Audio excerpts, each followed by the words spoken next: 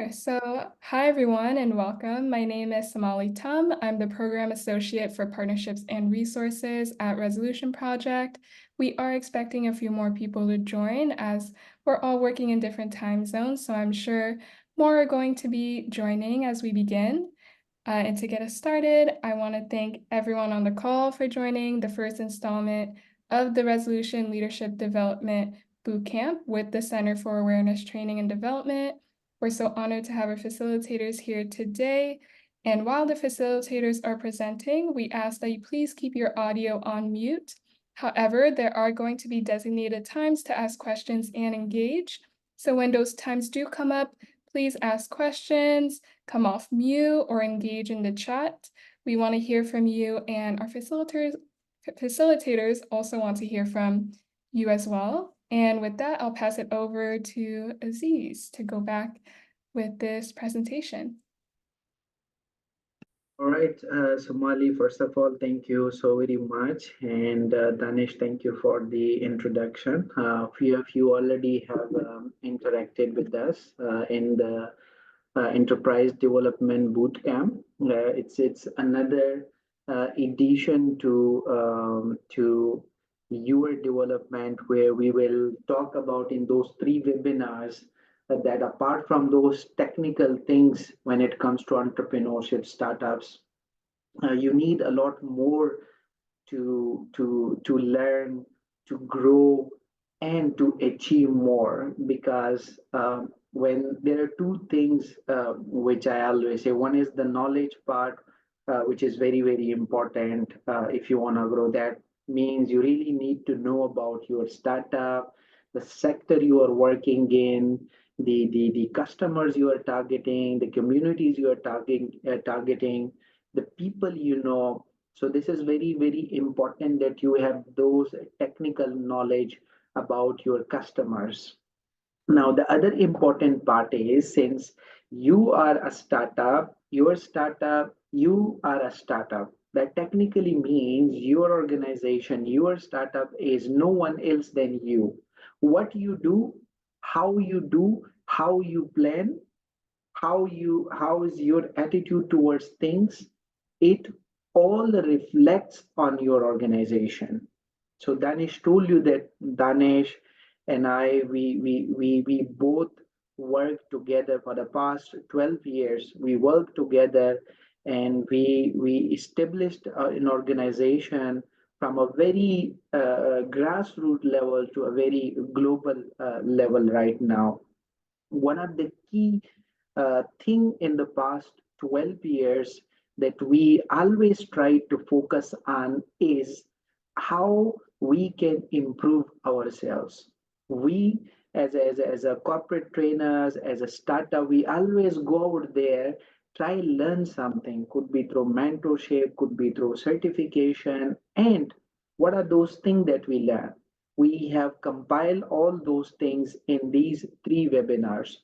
So today you will have interaction with me. We will be joined by another speaker as well in a while. We will pretty much talk about passion, patience and persistence, and problem solving and decision making. For my session, you can ask me question anytime you would like to ask a question, but I will keep a format to give you more information, share tips and practices. At the end, we will have 30 minutes for question answer session, and then you can ask a question there as well. So I would also really like, when I ask any question, you can unmute yourself and you can respond to my question. At the same time, before I move forward and start, I would really like every one of you to either pick a phone, write a notes in it. I would really like you, in order to avoid that distraction, I would really like you to have a pen, paper, and a notes with you so that you can make notes here as well. With this, thank you for joining today. For me, you will find me giving you a lot of my personal example because these three things, passion, patience, and persistence, is very close to my heart. So as I explain, I'll give you example to help you learn these things as well. Now, when it comes to patience and persistence, before I move into the technical part of it, uh, remember, success is a journey. It's not something objective. It's a journey. Now, when you are in the journey as a startup, as an entrepreneur, as an impact creator, as a community leader, you required few very, very essential things, which I call it the foundation. Now, the first thing is passion. Now, why we require passion? I want to explain the context why it is important. As a startup, you will go through a lot of hardships. As a startup, you will face a lot of technical challenges, a lot of emotional challenges, a lot of psychological challenges, a lot of financial challenges, a lot of social challenges, a lot of motivation challenges, and a lot more. Now, if you have a passion, if you are doing the thing you do with love, with a commitment, with a passion, any hardship that comes to you, you will not you will not be demotivated by that hardship or that challenge, because you are passionate about it. You love what you want, what you are doing it. So your love, your commitment, your vision, your mission keeps you intact to whatever you are doing. So this is why when it comes to passion, I always give an example of, let's suppose you have a car. Car is completely fine. All parts of the car are fine. You are sitting in there. Everything is there in the car. Only one thing that is missing, that is fuel. You don't have any petrol, fuel, or gas in it. Now, everything is fine, but you don't have gas, petrol in it. How will the car run? It cannot run. For me, as a startup, I say passion is a fuel for running your startup. And I will explain this with different research and with different techniques, how you can you can be more conscious about, to be more passionate about what you do. Second, patience.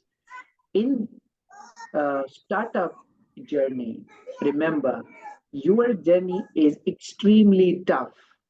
Why? Because you are doing something different. You are doing something that creates bigger impact. You are doing something with a limited resources, with a limited team members. So, with all this, there comes hardships. With all these things takes time. Now, there are some other contexts to it. You go to different organization to community. Community doesn't accept what you have come up with. The government institution doesn't accept what you have come up with. There is a lot back and forth going. So that this is where we require patience, where we have long-term goals. We are passionate about something, and we are committed to create an impact, and we know that it will not happen in a day, in a two, or in a year. It will take time. So when you are conscious about it, that means there is a patience. The more patience you have, the more patient you are, the more successful you will become. I always say this to the startups and the community leaders, that patience is success. If you are patient and you are passionate, trust me, you will be successful in the near future. It might take a year, two, three. For example, for me, for us as a Center for Awareness, Training and Development, we started as a society working with different schools and colleges. Then we moved to universities after 2 years. After 3 years, we went out and started working with NGOs. After 5 years, we launched our office. In the first 5 years, we didn't have any office, any paid employees. After 5 years, we still didn't have a paid employee. We were patient. We worked, Danish and myself, we worked together. We were patient that we know one day we will achieve our target. So it took us 3 years to start taking small projects. And then after 8 years, we started taking big projects. And after now it's been 12 years, the moment we crossed 10 years, now we are taking huge projects. Although we are in a different parts, but we have team members who look at projects and creating a bigger impact. Why? We were patient. We waited. We were passionate. And at the same time, I want to stress here on the third element, which is persistence. Persistent technically means you keep going, you don't stop, you stay on your path. There come hardships, there come challenges, there come problems, there are limited resources, things are not working, people are discouraging you. No matter what, you don't stop, you go. We faced a lot of hardships. Our family laughed. We were discouraged by our friends. We were discouraged by people sitting in a government institutions. We were discouraged by a lot of technical things that happen on a government level. We didn't stop. We worked hard, and that persistence helped us create a positive image in the market for ourselves as an individual as well, and for our company as well.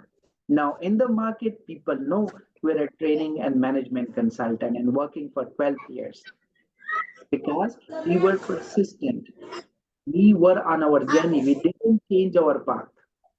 In the first 7 years, me and Danish, we didn't have any fixed income. We didn't have a salary, but we knew things will come up, things will get better. We were persistent. We moved on with what we were passionate about. We were patient, and then their time comes that now we have our own organization. Employees are working with us. We have proper HR system, financial system. We have partners. We're working globally. We are contributing, and we are also working with different organizations as a consultant globally.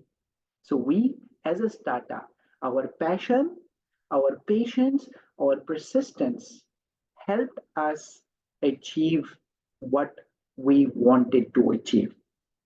So this is why these three things are pretty much important that I'll dive into, but I just wanted to give you a context that these three are pretty much aligned to it. You need to be passionate, you need to be patient, and you need to be persistent in order to be successful. And within this framework, of course, you will be facing problems. You need to take a lot of tough calls. And then once you, that comes with experience. In the start, you will be making few mistakes, which is totally fine. You will be learning. But as you move on, your decision power will be enhanced. Your problem solving skills will be enhanced.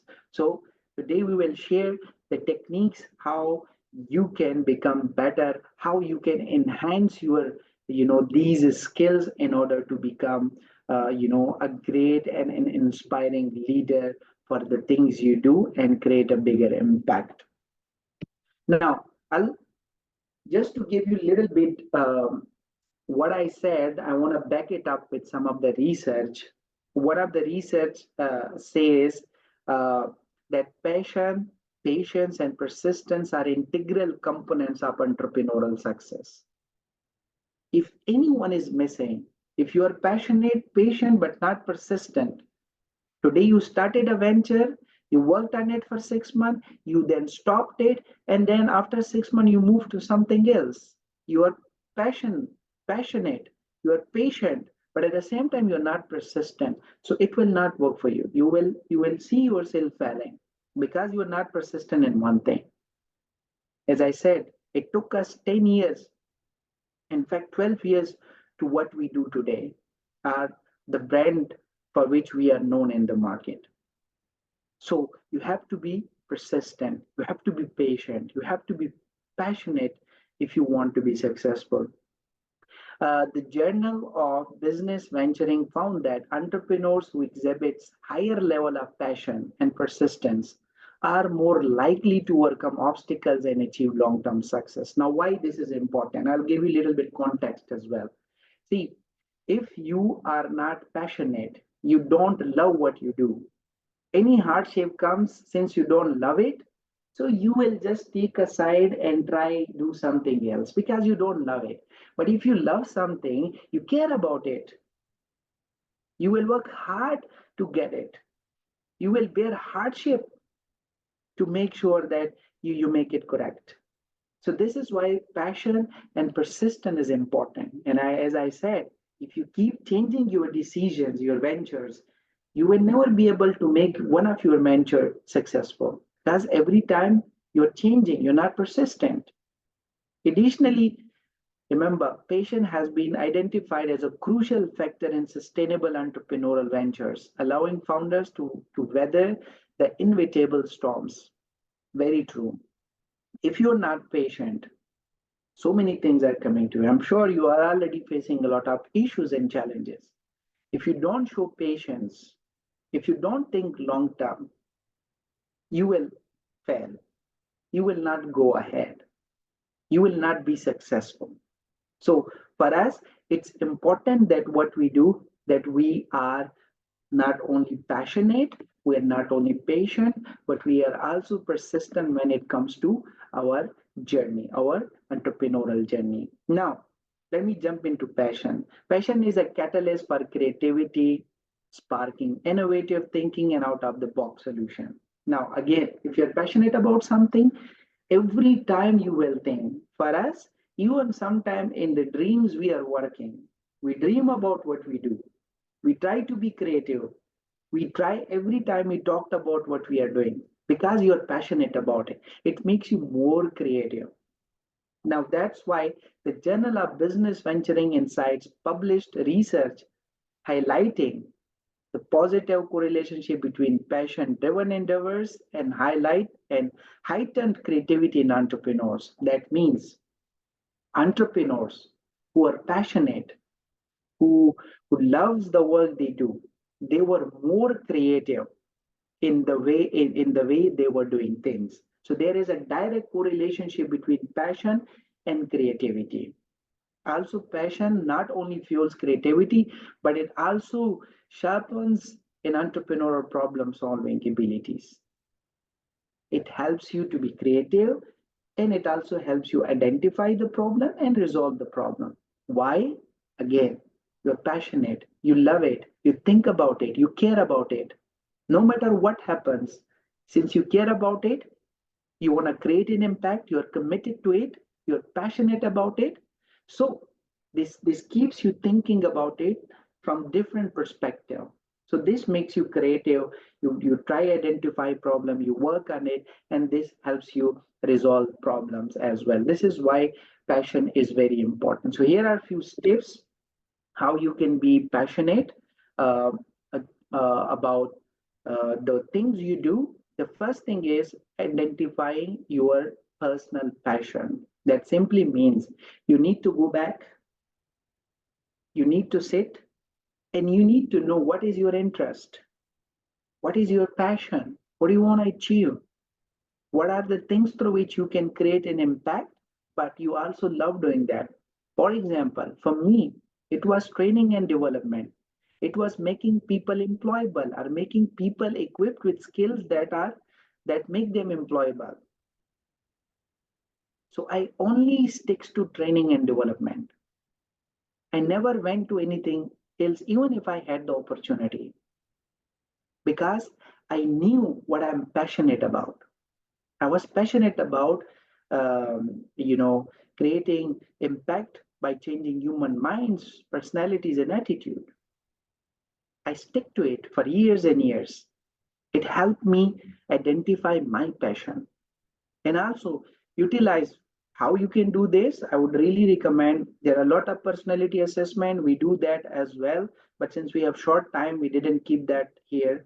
But You can go for personality assessment to know about your personality, different things within you. You can go and consult, a psychologist who can help you explore your personality. You can go for trainings. You're already attending today's training, so you will learn a lot of things today. Once you go back, work on this and try identify what is your passion. It will help you explore your passion as well. Second thing, which is very important, is align your passion with the venture goals. This is very, very technical. Why? Because if your passion is something else and you have created a venture which is working on something else and is not aligned to your passion, there is a mismatch. It won't work. You will get bored. You will get stressed, demotivated because there is no alignment. If you are passionate about, let's suppose, animals, your venture should be focused on animal care.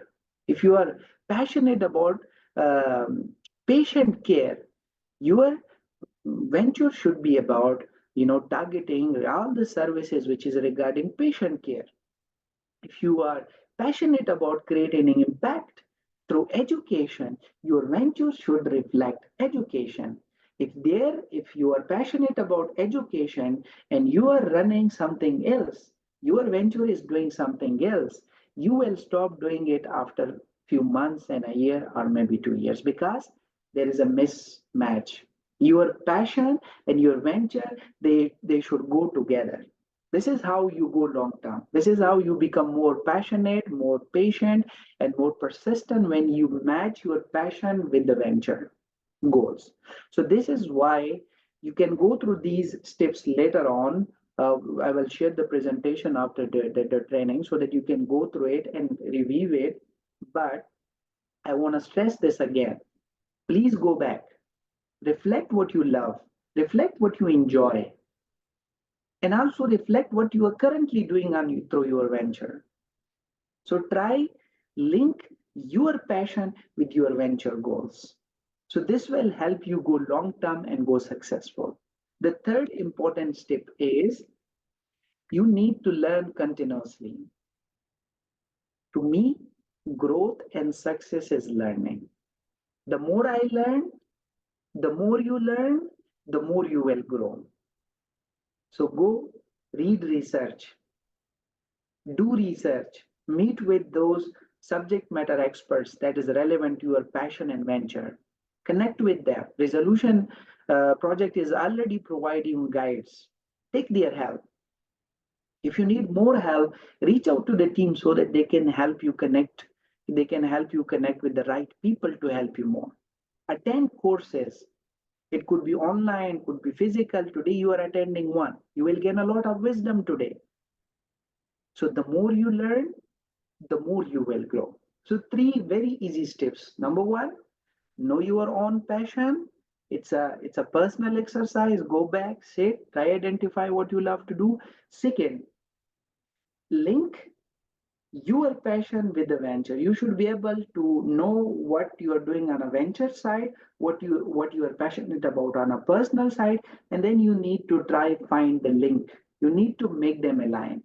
And third, learn more about what you are passionate about, learn more about your venture, learn more about your sector, learn more about your customer, learn more about the business you are doing it. The more you learn, the more it will happen to you, the more you will grow, the more happier you will be, and the more successful you will be. Now, with passion, before I move here, do you have any question? So these are three simple steps. So these are three simple steps I mentioned how you can try identify your passion and how you can link it to your venture goals. And this can help you be passionate, passionate as well, and at the same time patient as well, and persistent as well, because you do things which you care about, which you love, which you are passionate about, and it's your personal passion as well, and you have turned that passion into a venture as well. So you will go long term. Now here comes the patience. So if you want to go for long, you need to be Nikki, patient. do you have any question to ask? You have just unmuted yourself, Nikki. I just want to confirm. Yeah, Yeah, if there is any question, I can take it up. yeah. Since I think you're going to cover that in this portion, I was about to say that it's all right if we don't find our passion right now. For some people, they get it like in the early age. Some people might take some more time. Mhm. So um, I won't quote it this way that it's all right not to find a passion right now. I would say it in another way, right? Let me reword those words, which I feel like would be a better approach to it. I would say because you keep exploring it, there is no way you can 100% know about your passion. These things little bit changes with the time and with the experience. So I would say this is the right time where you start reflecting and start, if you don't know, at least you start exploring what you are passionate about. This takes time, trust me, it takes years. For me it took 4 or 5 years to know what I'm good at it. Did you get it? So for me, I would advise you all that go and start exploring yourself, so that in the next 1 year, 2 years, you at least know what you are more passionate about. Anything which you love, anything you do and you enjoy it, anything you do and it makes your heart, your mind satisfied, and you are mentally, psychologically happy, it means you love that thing. It means you are passionate about that thing. So just to say it again, keep exploring what you are passionate about. It's a journey. The more you reflect on yourself, the more you will learn, the more you experience things, the more you will know about what you are more passionate about. So this is how One I thing will I just re-quote it. want to add one thing, Aziz, Yeah. that like only having a passion about anything, it doesn't matter. Like it's for job, it's for organization, for you are working with, or you are planning to start or whatever.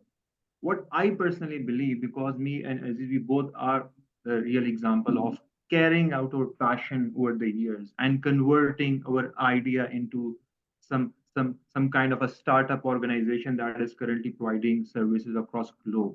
So what I believe, with passion you can hit the highest peak of performance, which is known as excellence, because having passion means that you will fall in love with your work, you will fall in love with whatever you are doing in between your working hours. And having passion also means that you will automatically uh, uh, uh, uh, you will automatically neglect the time and space. You will enjoy what you are doing. And definitely, if there is a passion, it means that there is talent as well. People usually ask this question, that how I can identify what my talent is. So it has a direct connection, that if you are passionate about certain thing, and if there is something that you love to do, so somehow somewhat we can say that that's the part of your talent pool. That's why in the start I asked this question, that are we entrepreneur by choice or by chance? If there is by choice, so it means that we are clear, we are conscious about what we chose, and at the same time, this passion will definitely fuel us to overcome all the failures, if there are in our future in coming time. So that's what I believe. It's very, very important, and I totally agree with Aziz that it's a journey. It's not the point, it's the journey. It will definitely keep evolving itself with the passage of time, especially talking about the passion. Yeah. Absolutely, absolutely. So it's a journey. Let's keep exploring ourselves. Um, now, as with passion, the another important thing I already mentioned is the patience. Again, if you want to go long term, you have to be very patient. And just backing it up with the research, I'll share only one here. You can go through the slide later as well. A study in the Journal of Applied Psychology found that entrepreneurs with a high level of patience exhibit better decision making and are more likely to stay committed to their goals. This is very important. The more passionate you are, the more patient you are. That means you are not rushing. You are not, you don't expect things quick. You don't expect quick turnaround because things takes time, right? So you need to know that things can take time, people can respond slow, you know, challenges can come, you may not meet your deadlines, you may not go as per your timelines, people will back out, people will give you tough time. So understanding all these things, and you're patient that whatever challenge comes in, so you try to be patient. So this really helps you stay long term. This really helps you make better decision because you know the realities that nothing comes quick. So this is why the more committed you are to the long term goals, even if you face challenges, this patience really helps you grow. So you need to understand that when it comes to starting your own venture or running your venture, you will be facing difficulties, challenges. So you have to be patient with people, you have to show patience with time, you have to show patience with the processes and with the regulatory bodies, because sometimes organization will take time. You might need documents quick, but it may not happen in a month or two. That doesn't mean you leave everything. It means stay patient, keep going, and make sure you get it in 3 months, even if it takes 1 month more. So this patience is important, that in terms of processes, people, government institutions, with the customers, we are patient because we will not get what we want in the first month or in the first week or in the first year. Now, here are some of the strategies how you can cultivate or how you can enhance your patience skills. The first one, you really need to have mindfulness. This is very close to me. I really do it. You need to do some, your wellness exercises, I would say. You need to be conscious about your mental health, psychological health. You're not stressed. You're taking, let's suppose breaks. You are keeping work-life balance. You're doing exercises. You're eating well, and all these things. So these are very important that you are aware of it, and you need to be aware of your work-life balance. You need to be aware of your wellness. You need to be aware of your psychological, emotional, and mental health. The more you do mindfulness exercises, the better you will become in patience. You also need to do strategic planning. Very important. You need, if you are, if you get, let's suppose, 5,000 USD dollars, let's suppose, from the resolution, and you need to spend it. So you need to do a strategic planning, how you will be spending that money or how you will be achieving your target. What is the first step? That doesn't mean you get the money, you hire people, you design the product in a month, two, and then you are out in the market. No, it doesn't work like that. You have to hire people, you need to give time to it, 1 month. Then you need to work on the products, to design the product, look it, test it. Once you get the feedback, you incorporate the feedback, go back to the customer. Then after a few months, you go and make it available on a full-fledged level. So you need to have a strategic planning. You need to know what you will be doing in 1 month, you will be doing, and how you will be achieving your target. A complete plan for us. For example, we always plan for 1 year. We always take 12 months and we plan for it. That's the short term. Long term, we plan for 3 years. So both financial strategic planning, human resource strategic planning, material or machines. If you have any thing that is in your startup or venture where you have machines or materials, so you have to plan for it, because sometime it will be shortage, sometime it will be peak seasons, sometime it will be not a peak season, etc., etc. So you need to do all those strategic planning. Mentorship and networking. I think this is one of the best thing in the resolution project, that they provide you mentorship through guides.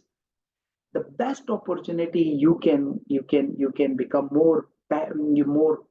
patient is to connect with the startups, with your guides. Connect with them, share your experience, and ask them to share their experience.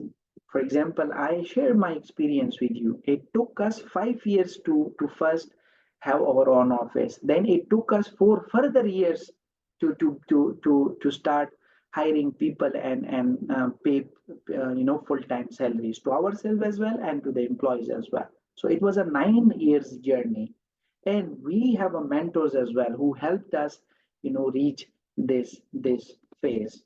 Also, resilience training is very important. I think today you are attending a training.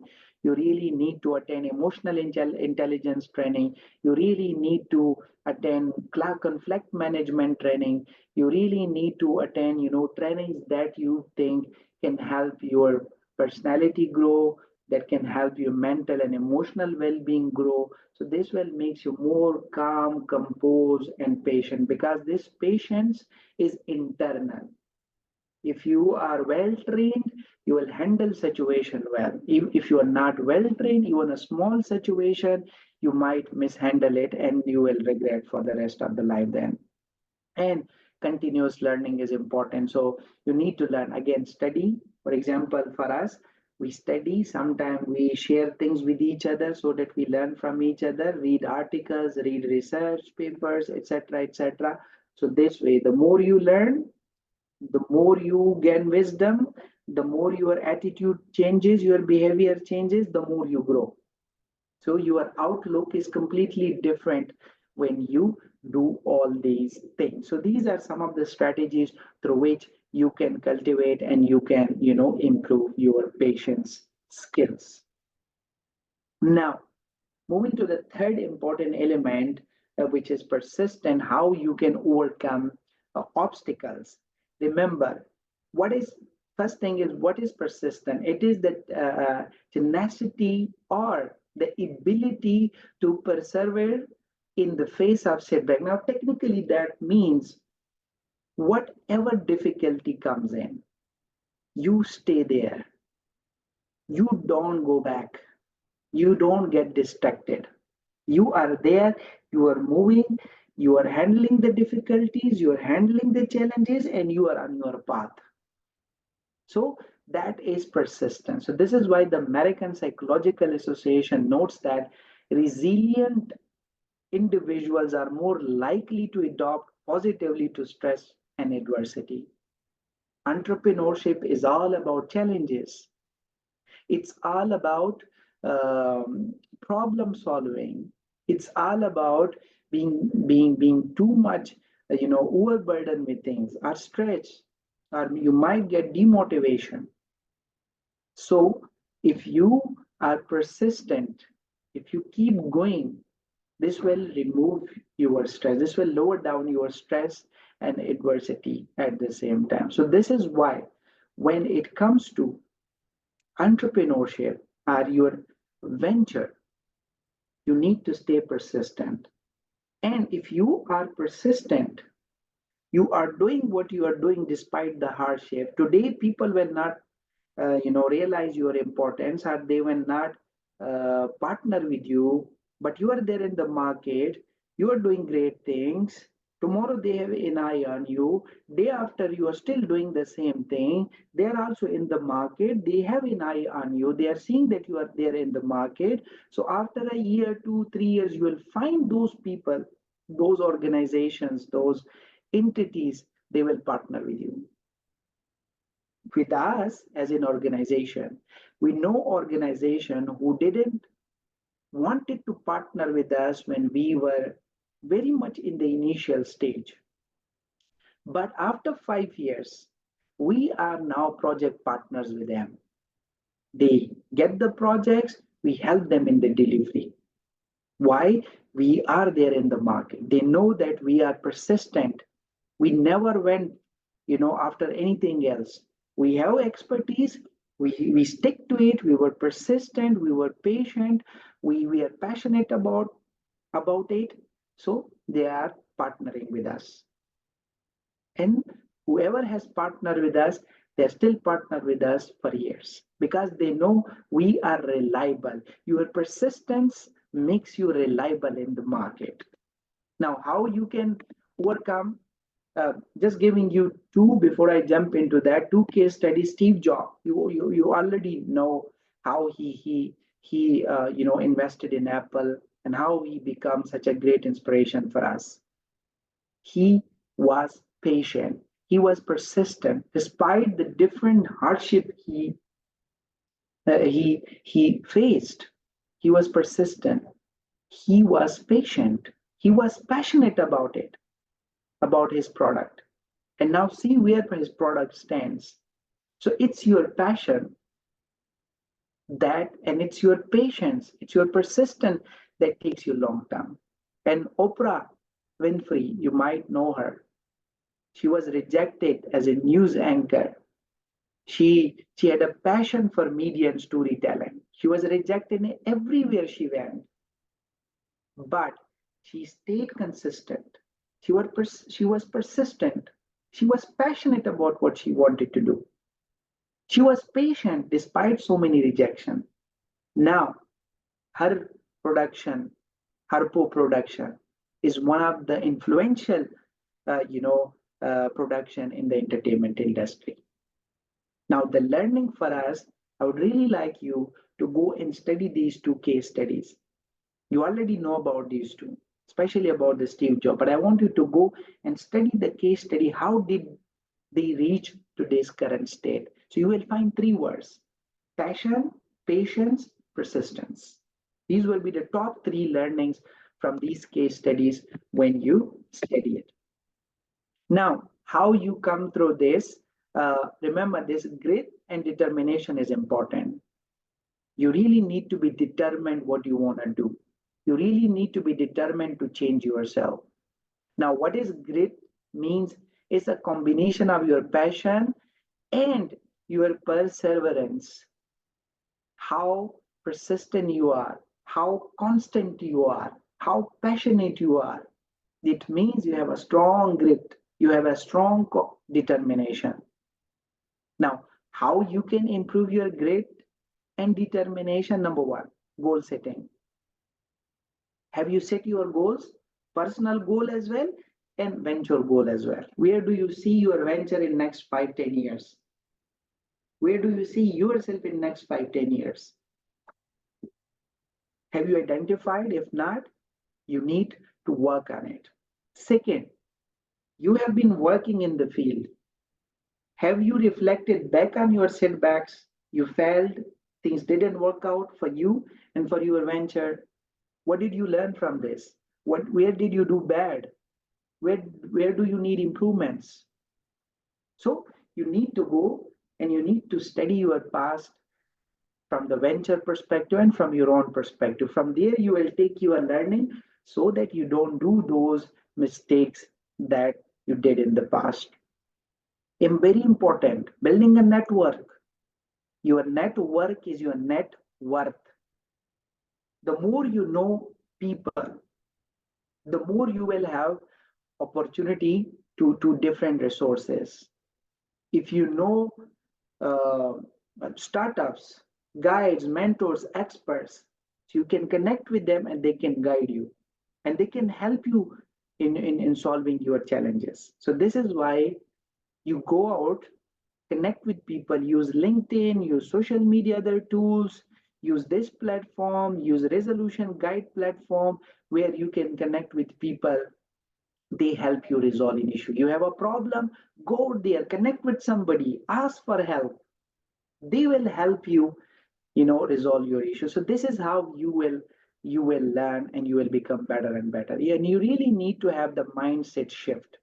That means you don't need to have the fixed mindset. You say, no, no, I'm doing good, I'm okay, my venture is fine. You really need to have a growth mindset. You constantly need to see how you are doing it. You constantly need to question the way you do things for a betterment.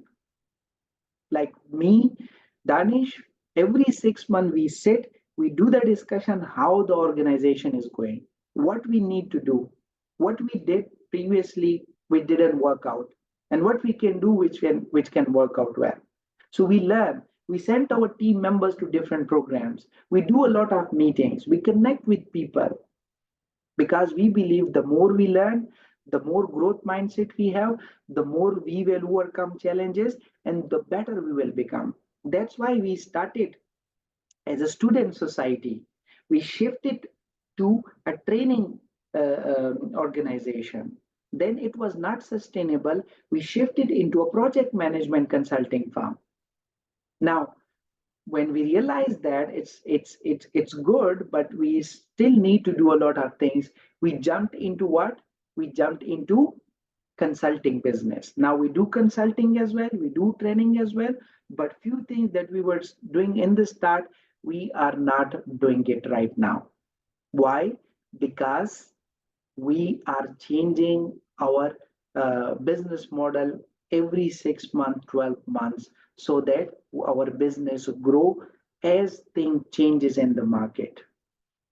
Finally, resilience training. You really need, I already mentioned this earlier, you really need to go and train yourself. To me, the more trained you are, the well equipped you are, the better your organization will perform. Why? Because you are your organization. What you know, what you believe in, what you understand well, what you decide is what the organization does. So if you are well aware, well informed, highly intelligent, highly, a person who is very well connected, who has a growth mindset, who is passionate, who has a passion, who is patient, who is, persistent in his journey. Imagine your organization, imagine your venture. Your These things will be automatically reflected in your venture and its culture. And this will automatically inspire the people who are working with you. It will automatically inspire the partners who are working with you. So these are some of the very, very important things, that you need to work on in order to be successful. And if you are patient, you're passionate, you're persistent, you will overcome every kind of obstacle in your entrepreneurial journey. And this will help you become better and better, in what you do. And this will in return help you create a bigger impact. So this was all about the three very important components when it comes to, patience, persistence, and uh, uh, passion. Now, if you work on these three things, I'll share the slide later. There are a few other things I have added as well. So you can go through these, and in the last webinar, we will share a complete module with you as well. So you will have the access to the presentations, you will have access to the module. So everything you learn in the training, we will give access to you so that you can go through these again. So this was all about the three P's: passion, patience, and persistence, which are key to your entrepreneurial success. And if we have Hina, do we have Hina here? Not yet. We don't. Yeah, she's Yeah. Yeah. Hello, everyone. Hi, How are Hina. you? You can see my name on your name. Why is that? Because you are a famous personality, my dear. Or my face is reflecting on your screen. Something like that? Maybe. No, I can. Danish, is it the same for you? It's fine for me. Like it's Okay, now it's fine. I can It's see it. fine. Yeah.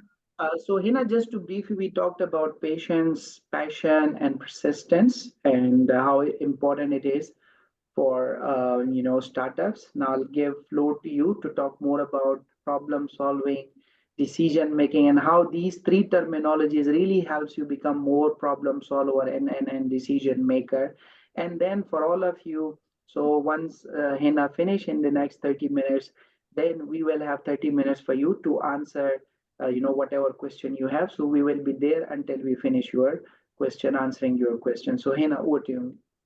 Yes, sure. Okay, thank you so much. First of all, I missed the session, like I was not in part of the whole session, kind of. But okay, I'm not sure if the slides are here. Slides will be shown. So let me give you the co-hosting rights. You can share. Yeah, it. Danish, you have access to her. Yeah.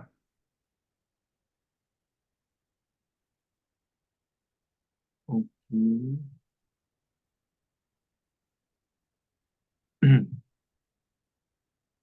Are you able to share?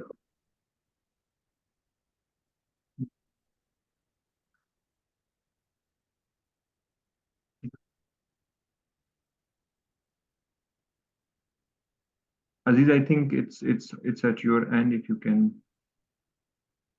I think anybody can share the screen. There is a share button you would see at the bottom taskbar Yeah. of the Zoom screen. You'll see it says share screen. Are you able to see that, Hina?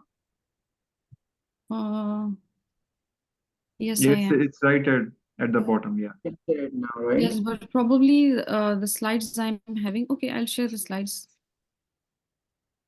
Um,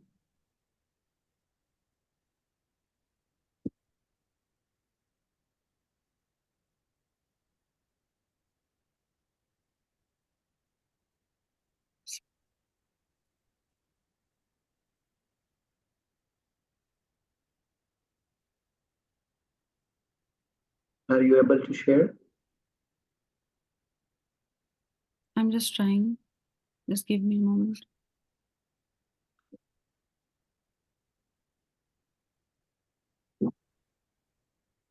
Yeah. Meanwhile, any quick comment, Nikki, from your side, as per your experience, what we discussed in past 30 to 40 minutes from Aziz. Any concluding your comment regarding the session? What additional component you might like to add?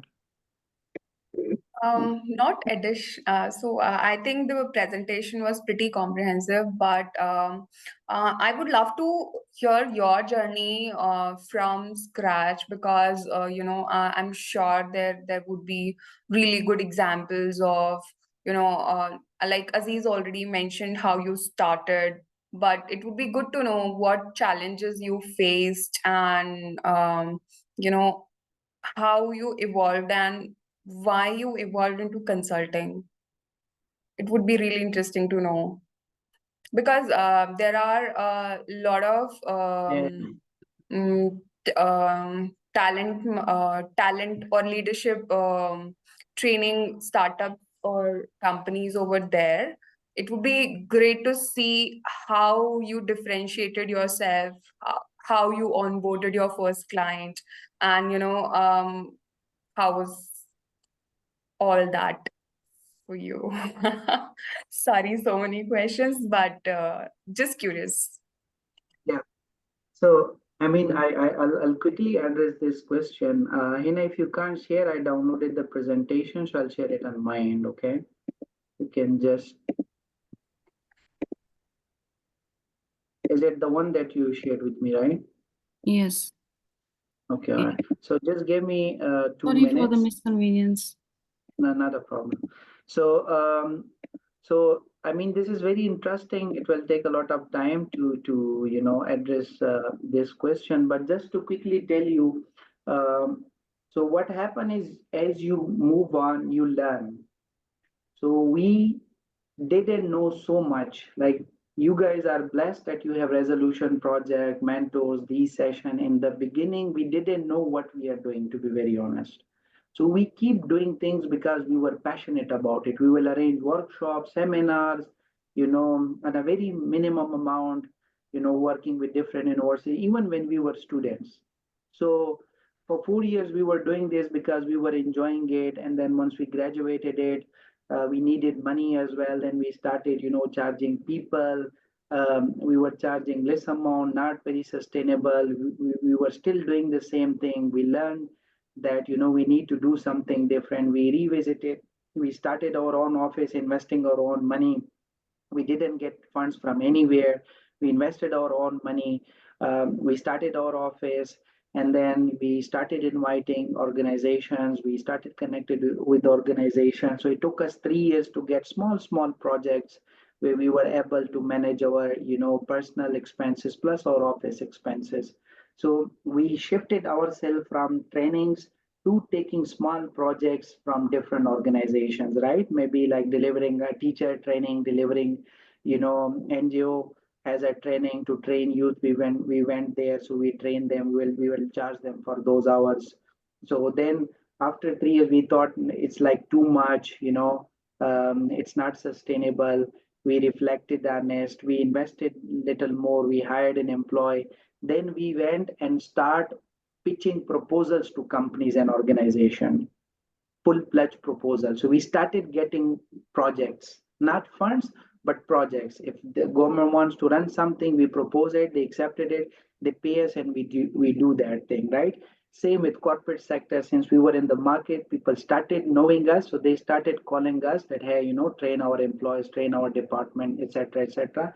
And we start charging them as well. So we started those projects as well, and then that consulting or coaching work as well. After that, as we moved on for the next 2 3 years, we built partnerships. Then we directly came in touch with the donors or with the big companies. So now we are working with those with donors and big companies where they hire us directly, so we do their work. So we have completely stopped those regular trainings, which we will charge people to do it because it's not sustainable for us. We're only doing consulting and project management. So over the years, this is how every 6 months, 1 year, we need to change. We still would do the things we were doing, but we will also change things, and we will do something new so that it brings more stability to the organization. So this model become really successful, and so far it's been 12 years without any fund, without any grant, without any donation. We have grown that much. That's really amazing, Aziz. So it seems like you heavily relied on the word of mouth kind of marketing for your startup. Absolutely. I mean, first, in hindsight, do you believe that you could have chosen some other modes of communication or to market your brand across? So it's not that we didn't use. The first thing we did word of mouth. The second thing we did cold calling. Like we went to different institution and pitched ourselves. We went to hundreds of institution and companies. Only 5, 6, or 8 would respond, right? And once that we started generating money, then we went to digital marketing. For example, now we don't do that physical on-site or brochure marketing, right?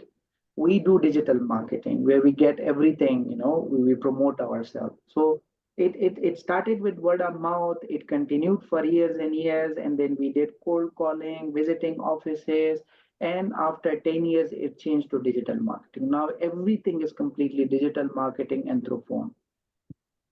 Very inspiring. You have to keep changing yourself. That's it. Absolutely. So we will have time for question and answer, but I would really like Hina to take her start. Yes, Hina, over to you. Hina, over to you. I agree, Nikki. Very inspiring. Why? Because today I'm here few years back, if you could ask somebody that how psychology is related to, or how psychology, someone who is a psychologist could be linked with the people who are in management or entrepreneurship or something, that kind of fields, a field that works on personality and behavior, how it is related to that. So it is all because that we connected through digital platform, I would say. So yes, everything has changed, and I'm here today, like more relying on digital platforms to give my services and treat patients. So if we talk about problem solving and decision making, so whether I'm a psychologist, or whether a school teacher, or whether a trainer or anybody, they need problem solving skills and decision making skills. Like it is so important because it makes your foundation, it makes foundation of your personality, like how you would be growing, how would be you would be growing when you had just started your journey, and then after a lot of work, or after successive period of working. So you do need these kind of skills, because if we are here connected today, we are connected here because we had some kind of problems, we wanted to solve those problems, so we decided to get united and solve those issues. So basically we had those connections with each with each other. Yeah, could you please change the slide?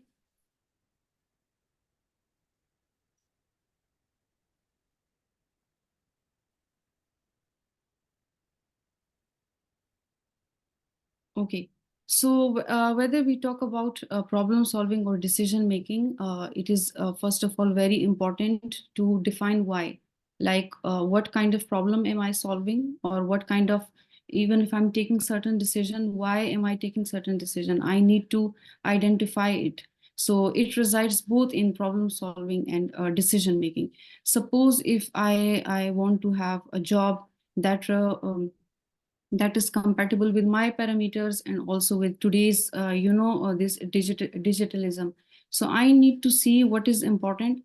I need to find out what skills do I have. Do those skills, are those skills compatible with the need of the job, or am I doing my job in a correct way or not? So all those things are important. So the first point remains the identification of the problem. Next, now that we have identified the problem, the second most important thing is to gather information related to the issue. The issue that I'm having, suppose there is an employee who is in need of job. So there is a job that is near the employee want to have a job in a hospital which is near their house or apartment, but the job is not paying much, the package is not really good. So if they want to solve this problem, the person need to identify that if the package is not good, are there other opportunities for the employee or not? If they are not having other opportunities, obviously they have to take certain decisions which is compatible with their current needs, right? So it is important to gather all the information regarding the issue. Now, and then if after gathering the issue, gathering the different information, it is also important to identify between the different alternatives.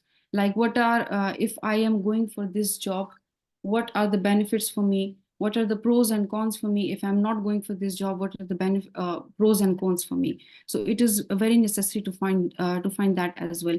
Why? Because if I am taking decision on emotional basis, like no, I should go for this opportunity. If I don't take this and if I don't go for this job, I will lose the opportunity. But at the same time, I should be thinking that I'm taking this decision emotionally, or I'm being strategic, or I'm being comparing all the pros and cons or not.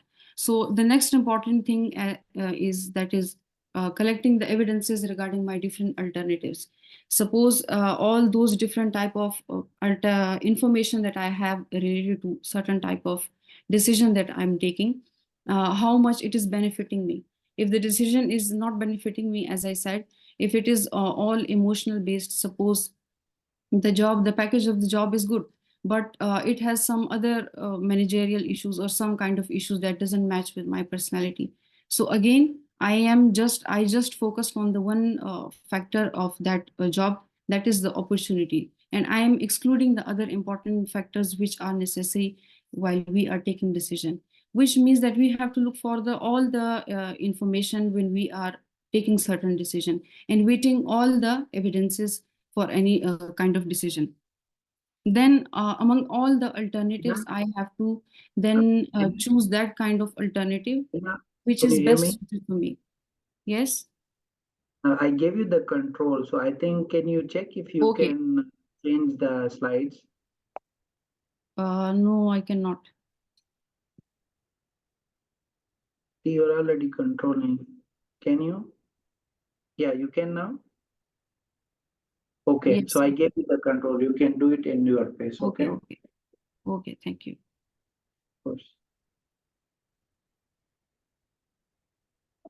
Okay. So I'll just sum these steps, collectively, like when we are taking decision or when we are having a problem at hand, we have to look for all the we have to first define why I'm taking certain decision, or what is that important thing that I am solving.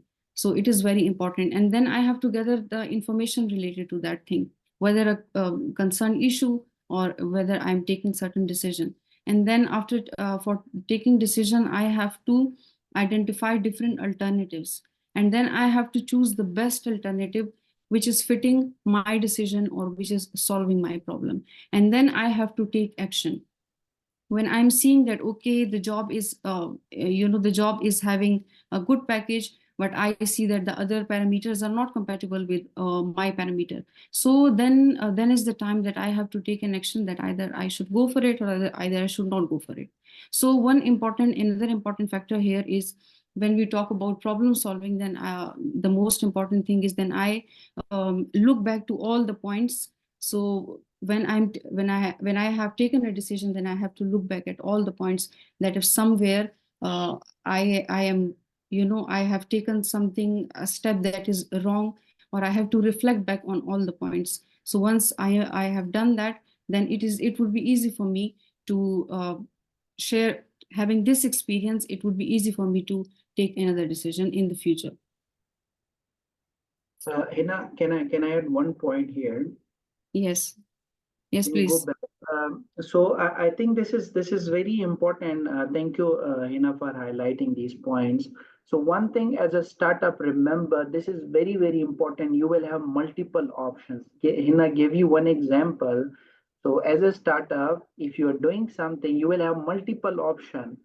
Could be starting on a low level, starting with one thing, slowly, gradually. I give you my example. We had multiple options, but we started on a university level. So you might have an option to go and do two things at a time, but you need to evaluate your option. You need to see what you can do, keeping your resources, keeping your efforts, keeping your available financials in mind. Accordingly, you will try what problems you want to address, gather all the information, and then pick the options, pick the solutions which you think is something you can create a bigger impact on.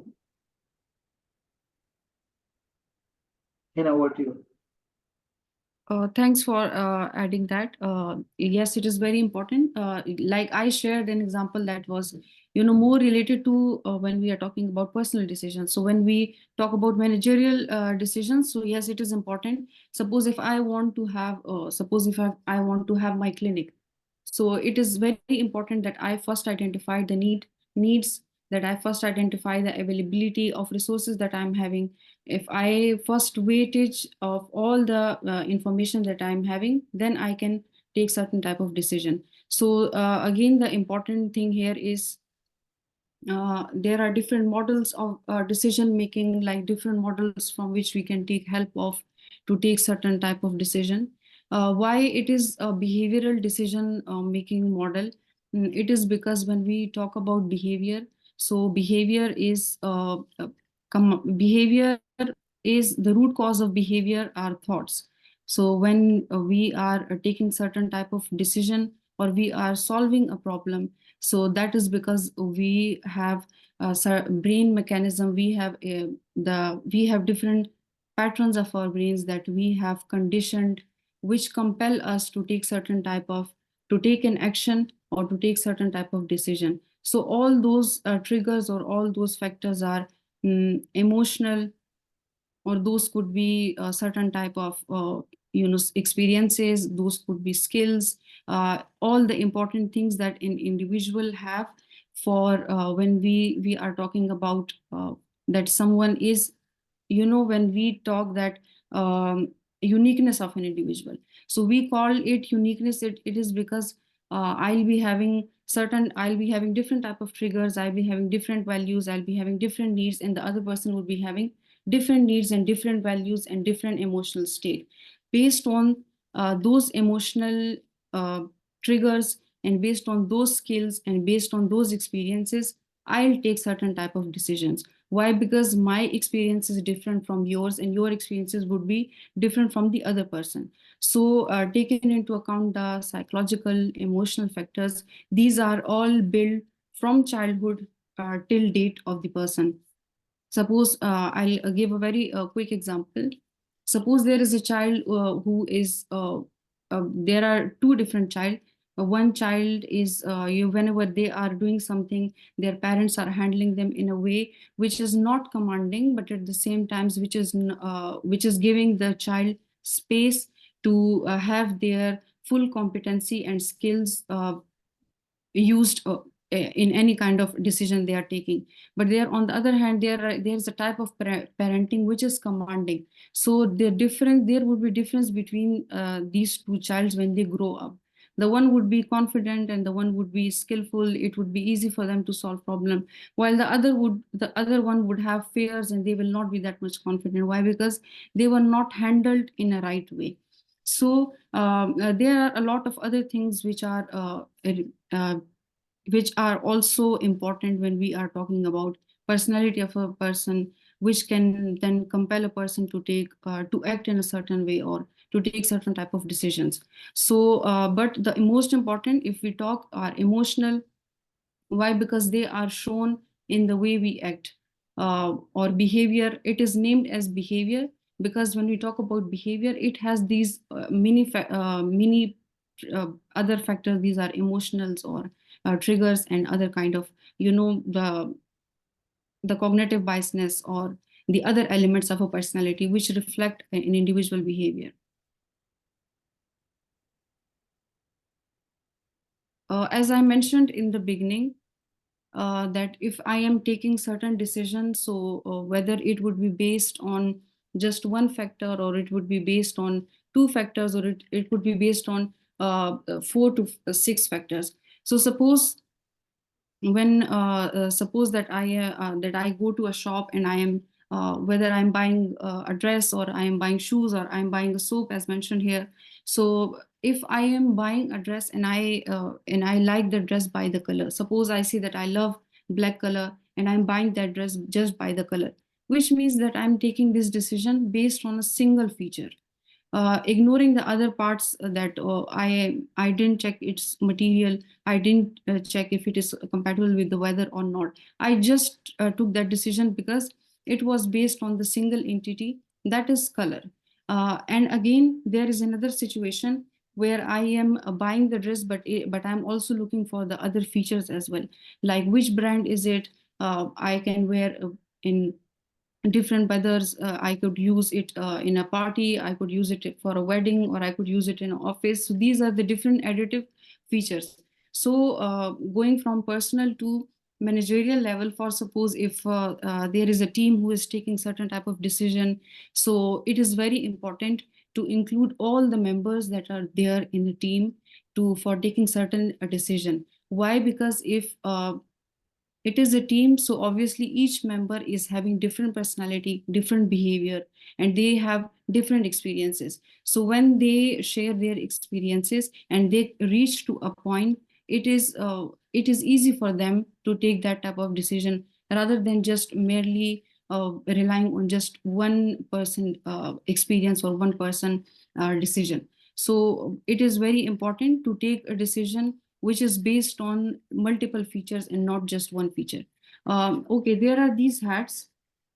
It is more or less related to, the colors are given here based on color psychology. So they are named on the basis of that. As if it is a blue hat, so it means if I'm taking that decision, so it is based on planning and organizing. And if it is I am taking certain type of decision which is based on feelings and emotions, it means I'm using the red hat.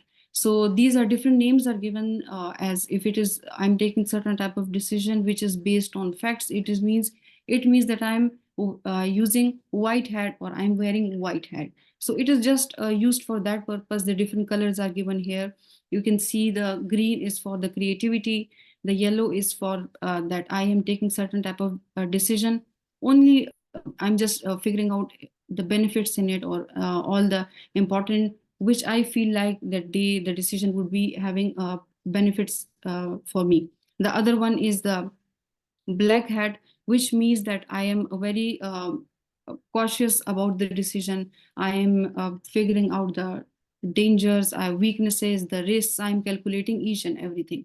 So these hats are just used for that, that if I am taking a decision, then I should be including all kind of features while I'm taking decision. It should not be merely emotional. It should not be merely just focusing on the risks, and it should not be merely depending on just one factor, but additive factor. Am I good? Are you guys with me? Yes, Ina, we can. Yeah. Okay. Another most important thing, as I mentioned, that if we are taking decisions, so it is important to include all the members. Suppose if I'll give a personal example, that if I am if I'm confused about certain decision, so first I evaluate that first I find why am I confused here, which reflect back to the first option, that is identifying the issue. So first I identify that why am I confused, why certain type of decision is difficult for me. So first I identified that, and then after identifying that, when suppose I find that it is difficult because it is not compatible with my behavior or with my personality, it is against that. So I need a different mind. I need someone who can suggest me some better options. Maybe I'm too emotional right now, and I need someone to listen to me or to give me a good decision. So then sharing with someone else could help me much while taking a decision. So in that case, if we see that is mentioned here, consensus. If we take consensus, that is everyone is involved in the decision, and then everyone except the final decision, like they come to a conclusion. Another is in another option is that everyone is given, everyone give their decision, but at the end leader is the responsible for taking certain type of decision. Another form is here where majority is involved by taking decision. So the point here is we have all these different types of models, we have different types of options here. Now it depends on our creativity, it depends on our problem solving and decision making skills, that how we are going to implement those skills, whether it is on the personal level or whether it is in the managerial level, or whether it is in a business or any kind of situation that we are having.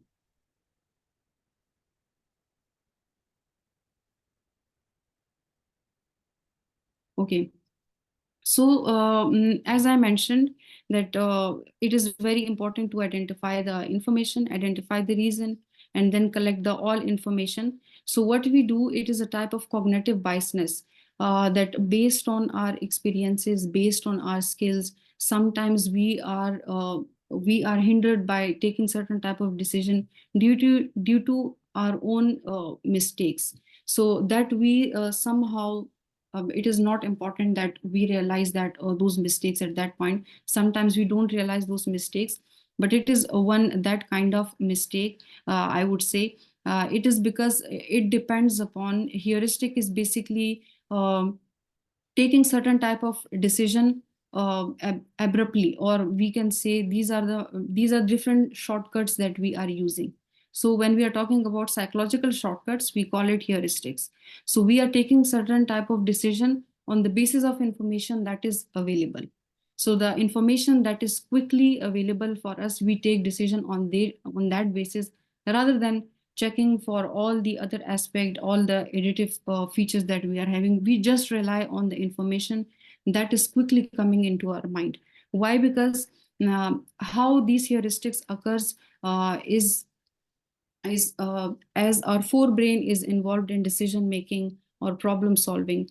Forebrain helps us, as it is, suppose I am having an experience, or I listen, or someone share their experience with me, their recent experience with me about a job, or about a person. So after listening that experience, so when I meet the same person, I will be having that memory in my mind about the experience that the person has shared, which means that I am using the relevant and the quick information that I have in my mind, rather than just sitting with that person and discussing something with that person. I'm just quickly relying on information that was given to me. So I'm not going for facts, but I'm relying on the information that was given to me.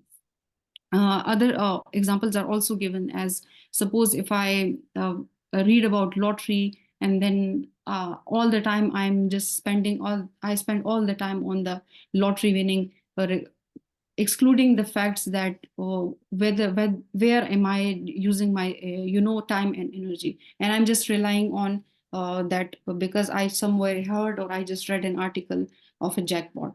So which means that I should be looking for the facts as well, looking for the evidences of the information as well.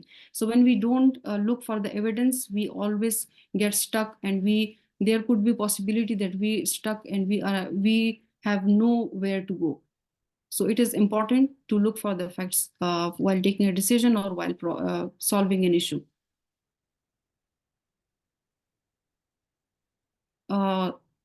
As it is seen in this picture, it is the information available could be much more than I'm thinking, while I'm just relying on the information that was provided to me. So which means that if I am having good decision-making skills, then I will be looking for the facts as well. But if I'm not using those skills effectively, it means that I'll be relying on the recent information that I'm having.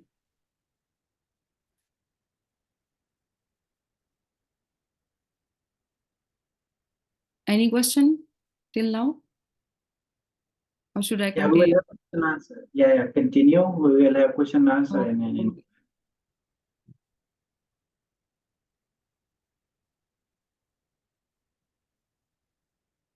These are some researches which shows that it is important how decision-making skills are important. Like decision-making skills are 23 times. It is more important to have those skills than blindly taking certain type of decision, or just focusing on the information we have, or just focusing on the experiences of the other people, while not using the skills that we could master for taking certain type of decision or problem solving.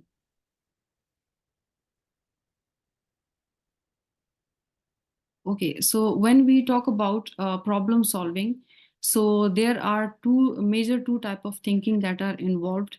So the first one is obviously when we are shown up with the problem, we could have different responses to it.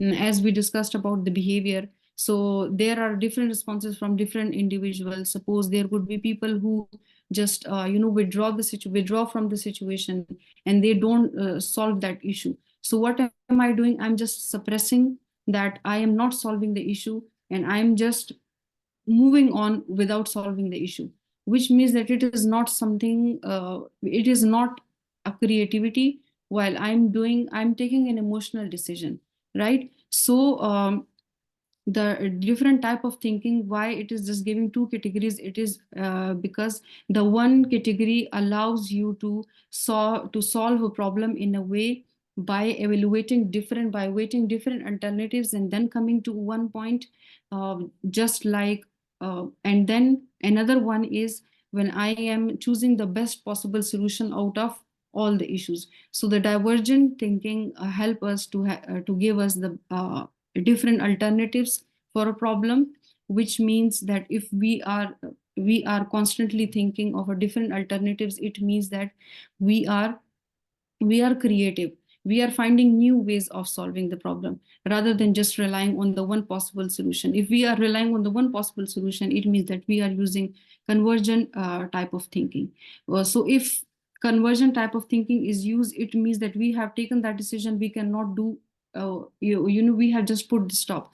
But if we are using the divergent type of thinking, it means that we are using the multiple perspective or multiple views. So we can so the best option is using both type of thinking. Why? Because in some situation we will be having no time for evaluating or weighting all the evidences for choosing different type of alternatives.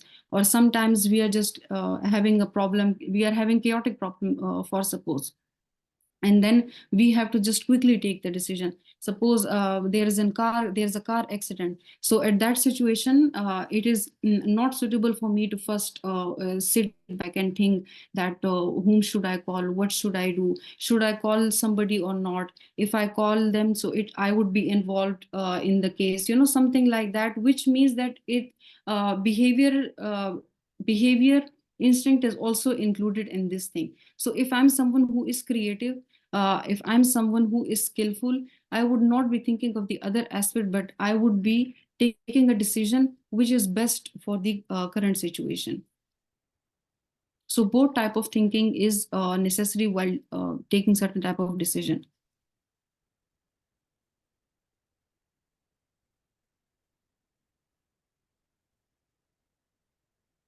Okay, then there are different type of obstacles when we are solving a problem. Suppose there is this one problem which would be, okay, we'll just quickly come to the examples.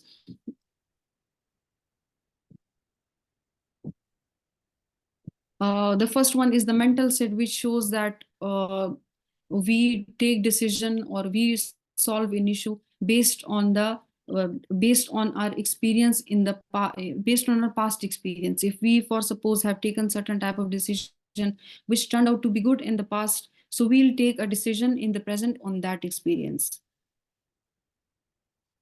Another type of thinking is functional fixedness, which means that there could be more than one solution to a problem, but we are just fixed on the one solution for that specific kind of problem. And then there are these two examples. The one with the candle is the people were given these three objects and were asked to fix the candle on a wall. So there could be multiple ways for fixing the candle to the wall.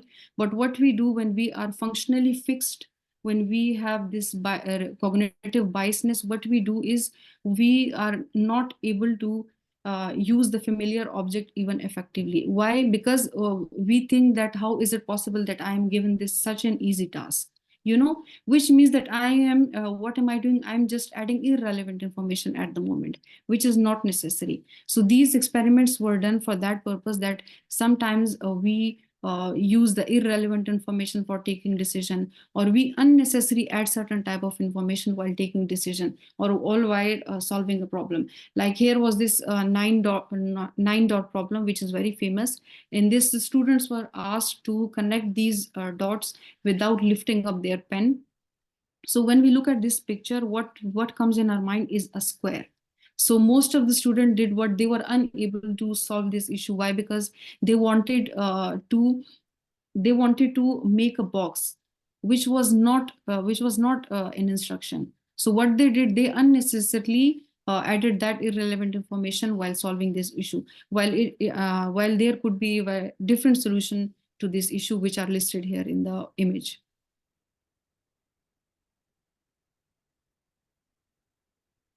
And the ideal problem solving method again remain the same, that is identification of the problem, then defining it, exploring the different alternatives that we are having, and then taking an action. And after taking an action, looking back or reflecting upon the decision. If for suppose I feel like I have not taken the right decision, so I should not be panicking. Well, I should be mindfully acting in that type of decision, and then later on compensate that behavior of me while taking learning from my present experience.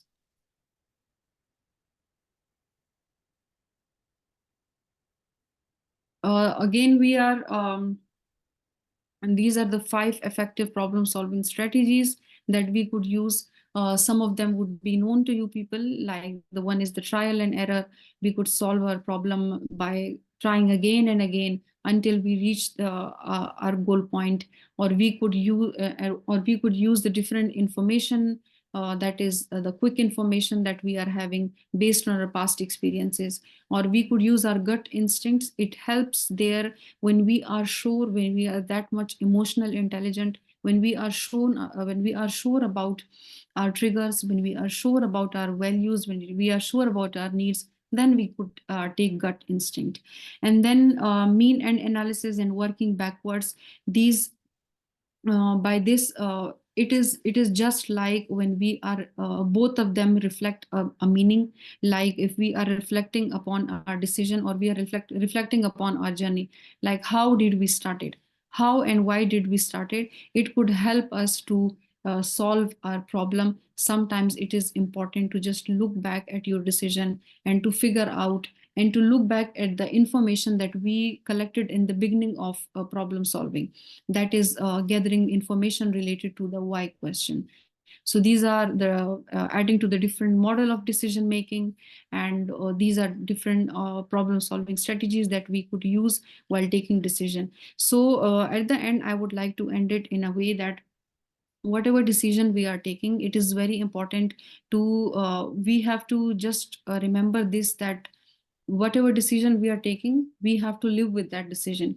So if we are unable to live with certain type of decision, it means the decision is we were somewhere wrong, either on our own self or either on defining the problem. So what we do sometimes, we leave the problem at hand and we started wasting our energy on something else. So it is very important that we live with the decisions that we are taking.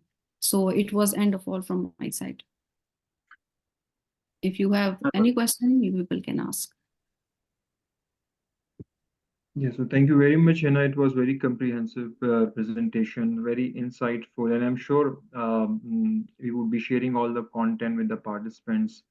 And I really like the ideas of having multiple hats and being an effective leader, about being an effective entrepreneur. I think it's very important to have all the hats Yeah. and to use accordingly. And it just reminds me a quote of Einstein. He just mentioned that if I have a 16 minute to solve any problem, I will take 55 minutes of that 1 hour to identify the problem. Identification is of the problem is key, and I will take only 5 minutes to take a decision. So that's well covered by your session. So now, yeah, And, you Aziz, and regarding just your to content. add to it, when you guys are studying problem solving, remember, if you want to resolve your entrepreneurial issues, or your team challenges, or your startup challenges, or your personal challenges, remember, identifying the issue correctly is important. If you identify your issue, if you define your problem correctly, you will be able to come up with the right a solution, and will take the right decision. So this is why it is important, whatever Hina mentioned, that you go, you evaluate yourself, you understand the problem, what the problem is, and then based on that you have alternative solutions, and then you pick one of the best solution, and then you stick to it, so that you live with it. Of course, there you might require some changes, but at least you need to give some time so that you know whether it is working or it is not working. It's a trial, test and trial experience. If you're not doing well with that, make changes and then do for more improvements. And this is where your patience, your passion, and your network comes in. You don't know something, go ask somebody, take the help, and then do re-strategize yourself, which helps you in your success. So we are open for questions now. If you have any question, just unmute yourself and you can ask the question.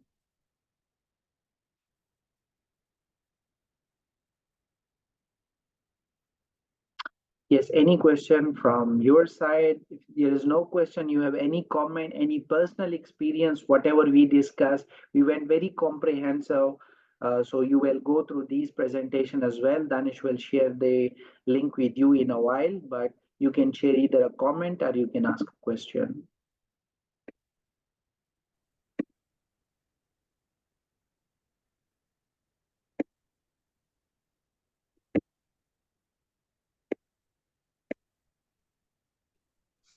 We're here for you. So if you have any question. Hello. Yes. Hello. Yeah, you are audible. You can ask or add whatever. Yeah.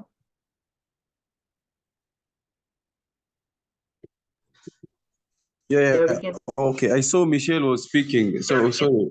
My name is Erica. Can you hear me? Yeah, we can.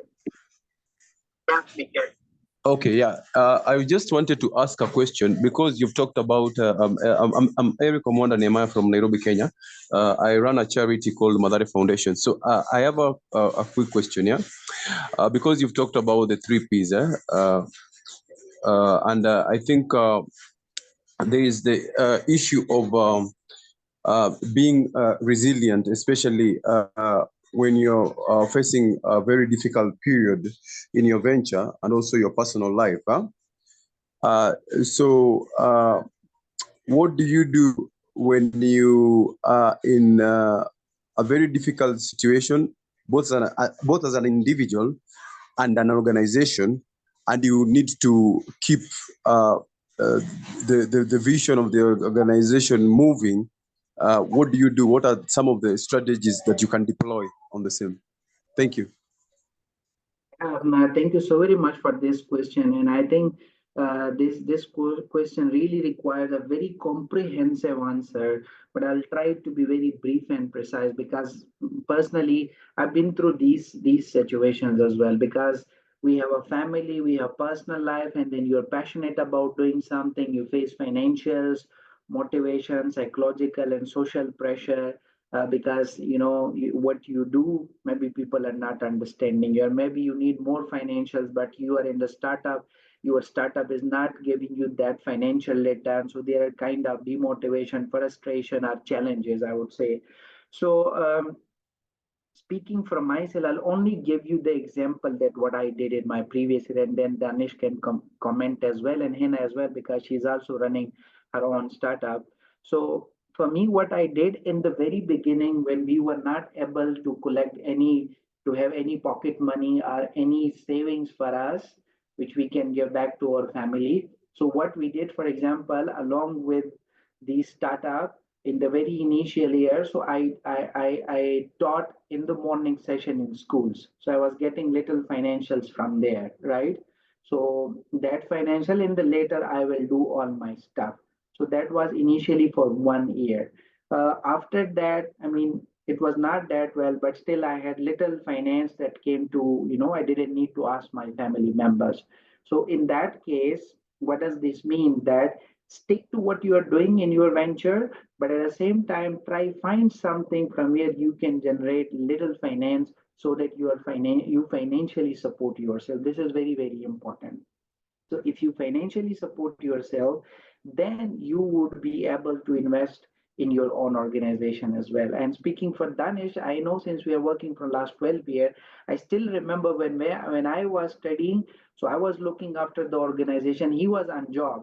So in job after job, we will sit, we will do all the things. So for first 1.5 year, he was there on job. So I was full time on it and doing some other stuff. So this is how we managed for initial few years. So just to sum it up, I would recommend if you're facing such kind of situation, especially financially, so don't go away from your venture. Stick to your venture because it's a long journey. It will, if it is paying you, if it is paying nothing right now, after 4 or 5 years, it will start paying you in hundreds and in thousands of dollars.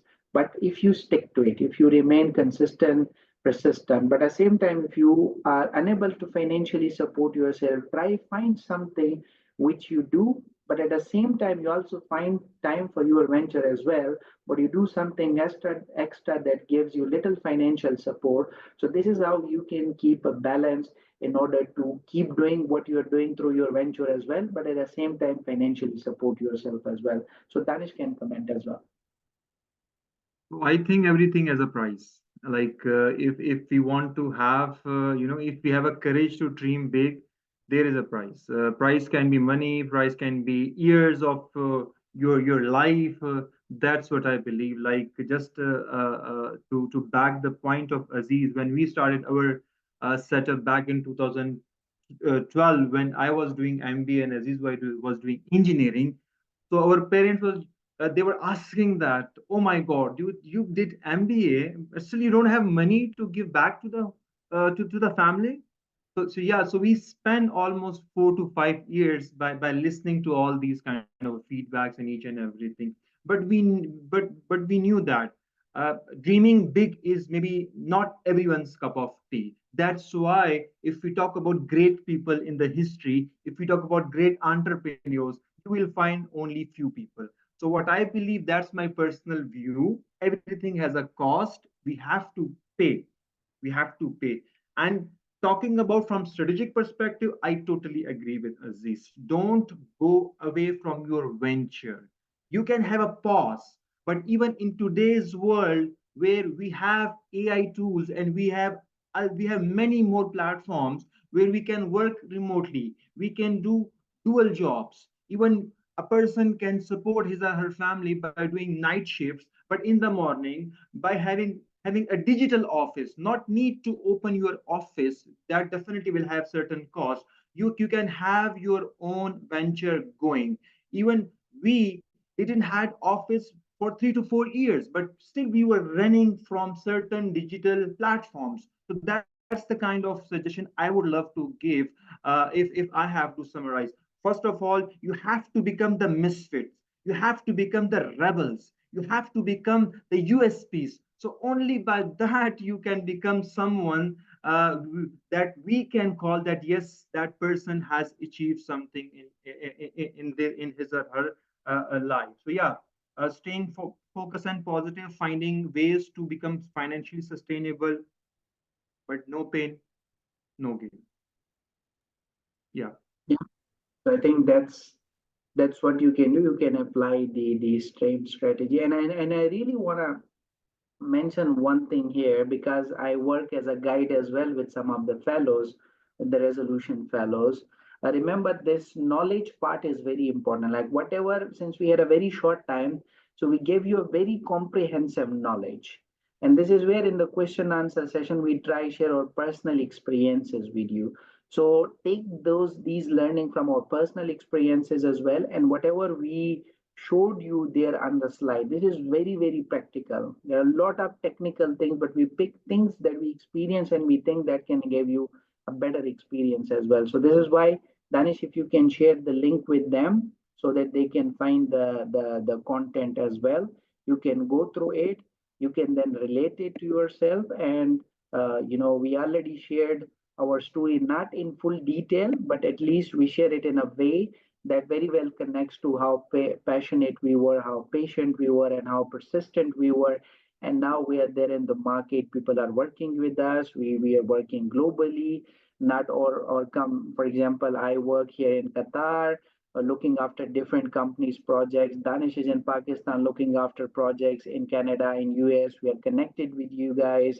In Pakistan, we run different projects across Pakistan. So the organization has grown big and it will grow big, but this came after 12 years. In the start, we started only with schools, college students. So if you are patient, but if your goals are big, You stay consistent, persistent, so you will reach there. But whatever we taught you here today, this really matters. You need to master this knowledge. You need to master these things in order to be able to move ahead.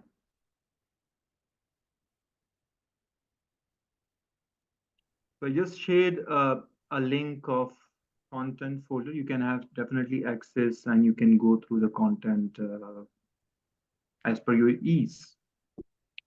So Aziz, you can take the lead, my dear friend. Yeah, so the link is already shared. We will be sharing all the content here in this folder. Please save this folder with you for other session as well. So we will be able to put everything here so that you have access to one single folder and you can download things here. Yes, any other questions? Yes, any other question? Sorry, yeah. I hope we answered your question. Do you have any follow-up question? Yeah, thank you so much for answering me. Thank you so much. I'm really humble. Thank you. No, Yes, no, no, I don't have question. Good evening, everyone. yes, anyone, Nikki, any question from your side?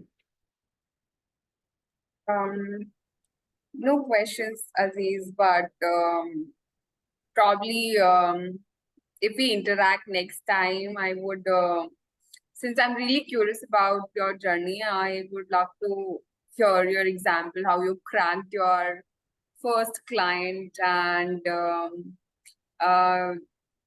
Danish mentioned about USP. So what was your USP and how you kind of created it? Absolutely. And we would love to have that conversation with you. Please connect with Michelle. She can give you all the details or contact details. So I know other Details of session would contact details. have So different speakers in the next session, but we can have an offline one-on-one discussion so that we can help you and address your question. So, Michelle, if you can hear, or Somali, if you are here, please provide the details to Nikki so that she can connect and we can, try help her learn more what we discussed today. Absolutely, Aziz. Thank you so Yeah, much for your time. I mean, this course. was an interesting session. Of course. And remember, this knowledge part is very important. There was no one who teaches these small techniques. So these slides, I would really want you all to go at least 5 times on there so that you master these things here, because this knowledge will actually help you, do things accordingly in the field. Yes, any other question from the others? We are 2 minutes over the time, but that's fine. We are here. You have question, we will take it up. Otherwise, if you want to connect in personal, please let Michelle know. We would be happy to connect with you and guide you further. We're always there for you. Sure.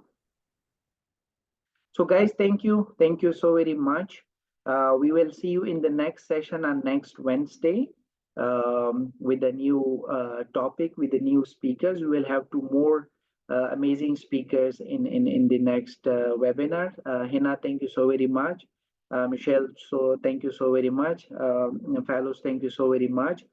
Do come in the next webinar and bring your team members as well, because it's very important that along with you they learn as well. Danish, thank you so very much for the moderation. So thank you everyone. Have a good evening, have a good night, or have a good morning if your morning starts now. Let's connect next Wednesday. Till next Wednesday, please save the link. If you have not saved it now, as of now, save the link. You can access all the things, all the presentation we discussed today. You can download it and go through it again. So thank you once again, and I'll see you next Wednesday. Take care. Bye-bye. Thank you. Bye-bye. Bye-bye. Take care. Bye. See you. See you. Bye Bye, bye. bye, bye. Please don't forget to share this screen with me, please.